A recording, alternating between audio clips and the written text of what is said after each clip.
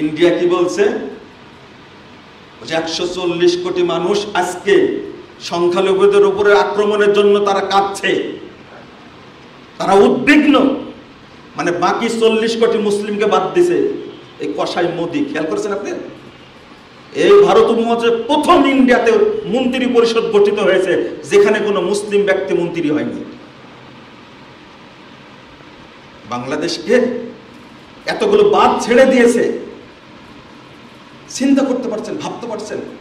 ইন্ডিয়ার প্রধান বিচারপতি বক্তব্য দেয় বাংলাদেশের বিরুদ্ধে। স্বাধীনতা কেমন এটা বোঝা যাচ্ছে, আপনি ভাবতেই পারবেন না। ও ছাত্র ভাইরা, আমরা স্বাধীন, তাই না? স্বাধীন হলে অপরের দেশ এইভাবে একটা দেশকে বিপদে ফেলার জন্য প্রধানমন্ত্রী কথা বলে, প্রধান বিচারপতি কথা বলে, আমাদের কিছুই নাই ঝুড়িতে। আমেরিকার নির্বাচন খুব সুন্দর, কে বলেছে? হ্যাঁ, আমেরিকা খুব সুন্দর, যাতে মাতাল তালে ঠিক। আমাদের মধ্যে যে গণতন্ত্র, আমেরিকায় সেটা নাই। এটা আপনাকে বোঝা উচিত। এইরকম সুরা পদ্ধতিতে ইসলামী রাষ্ট্র পরিচালিত হবে জ্ঞানীদের মাধ্যমে। আমাকে ভোট দিয়েছে 50 জন ভিসি, বিশ্ববিদ্যালয়ের ভিসি 50 জন ভোট দিয়েছে, আর আপনাকে ভোট দিয়েছে 51 জন মুসি। বলেন তো চেয়ারম্যান কে হবে? মুসি চেয়ারম্যান হবে। কতদিন আগে ডক্টর ইকবাল বলে গেছেন, গাড়িয়ে যাস্তার যে তার মুরের গোলাম পাকতে কারেছো কেয়াস দুসদ খার ফিক্রি ইনসানি নামি আয়াত, ফারসি কবিতা। বলছেন এই গণতন্ত্রের ধোঁকা থেকে তোমরা পালাও, কারণ 200 গাধার মস্তিষ্ক এক জায়গায় করলে কখনো একজন মানুষের ব্রেন তৈরি হয় না। হবে তাই? আমেরিকায় ইলেকটোরাল ভোটে ক্ষমতা গঠিত হয়, আর বাংলাদেশের পচা গণতন্ত্র ক্ষমতা গঠিত হয়। আমেরিকা জাতে মাতাল তালে ঠিক, ওর দেশে চালু রাখছে ইলেকটোরাল, পপুলার ভোটের কোনো দাম নাই। আর ইসলাম এটাই চেয়েছিল, যারা জ্ঞানী মানুষ তাদের মাধ্যমে যোগ্য নেতা নির্বাচিত হবে।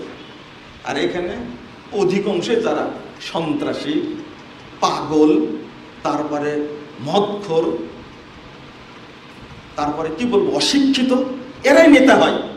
ইসলামে এর কোনো সুযোগ নাই। আমাদের এই তত্ত্বাবধায়ক সরকার আসলেন, কিন্তু আপনাদের মনের আশা কি পূরণ হয়েছে? কিভাবে? এটা তো বিশ্লেষণ আছে, বিশ্লেষণ নাই। অধিকাংশ মানুষ হলেন বাংলাদেশের ইসলামপন্থী, আর যারা আসছে তারা কি ইসলামপন্থী? নামাজ পড়ে কিনা তাই সন্দেহ আছে। আমাদের ছেলেরা স্বাধীনতা অর্জন করলো, এত পরিশ্রম করলো, কিন্তু ইন্ডিয়া কি বলছে?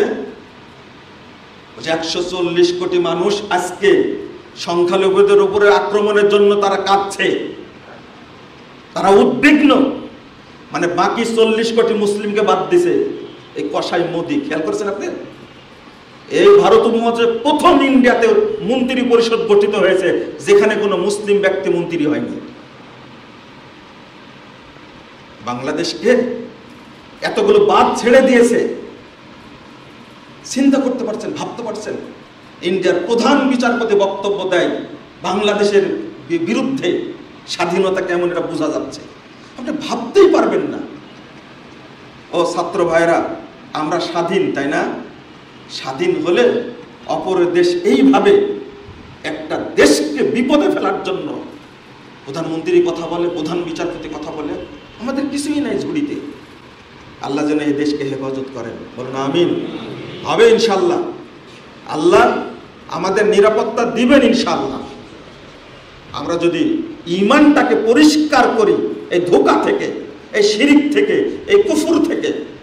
আমার কথা স্পষ্ট, আমাদের চেতনায়, ঈমানে যেন কখনো এই শিরিকি ধোঁকা, কুফরি ধোঁকা যেন স্পর্শ না করে। আল্লাহ যেন আমাদেরকে এগুলো থেকে হেফাজত করেন, আমিন ইয়া রাব্বাল আলামিন। চিন্তা কুড়িয়ে কুড়ে নষ্ট করে দিয়েছে, আমাদের এই ব্রেনটাকে নষ্ট করে দিয়েছে। বন্ধুরা আমার, যদি আপনি দেশপ্রেমিক হন তাহলে অবশ্যই এই দেশটাকে আপনার উপরে ফরজ, এই দেশটাকে ইসলামের আলোকে ঢেলে সাজানো।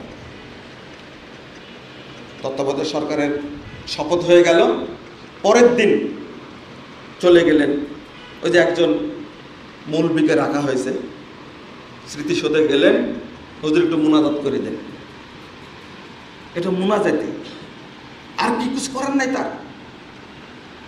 দিগন্ত টিভি ওই একদিনে কি হয়ে গেছে, একদিন পরে নিষেধাজ্ঞা উঠে গেছে, কিন্তু পিস টিভি চালুর কথা এখনো আসেনি।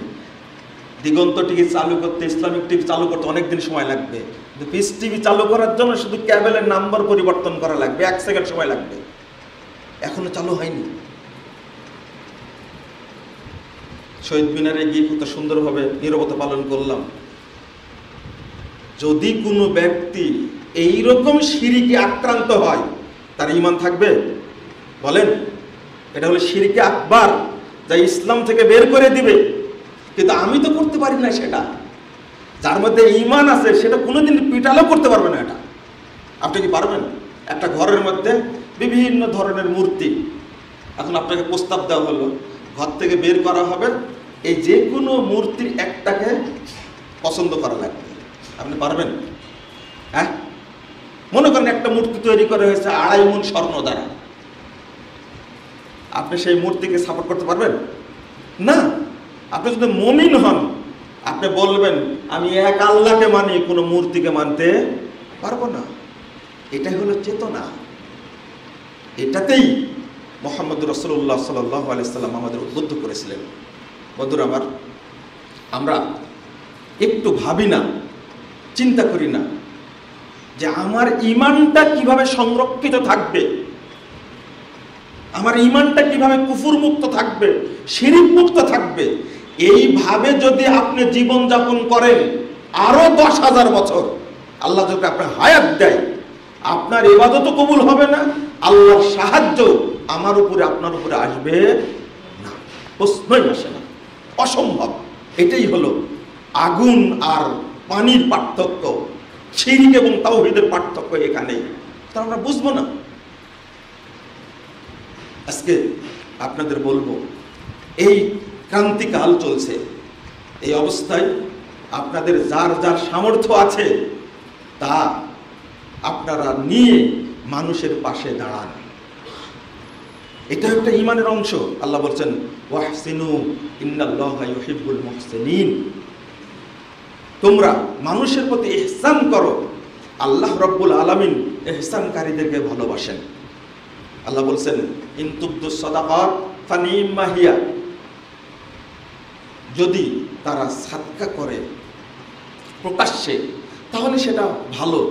ওয়াইন তুখফুহা ওয়া তুতুহাল ফুকারা ফাহুয়া খায়রুল লাকুম, আর যদি দরিদ্রদেরকে, অসহায় ব্যক্তিদেরকে গোপনে দেয় তাহলে ফাহুয়া খায়রুল লাকুম, এটা অতীব উত্তম। ইউকাফিরু আনকুম মিন সাইয়্যাতিকুম, 2 নম্বর কথা হলো আল্লাহ রাব্বুল আলামিন তাদের মধ্যে যে খারাপই আছে, অকল্যাণ আছে, আল্লাহ সবগুলোকে দূর করে দিবেন।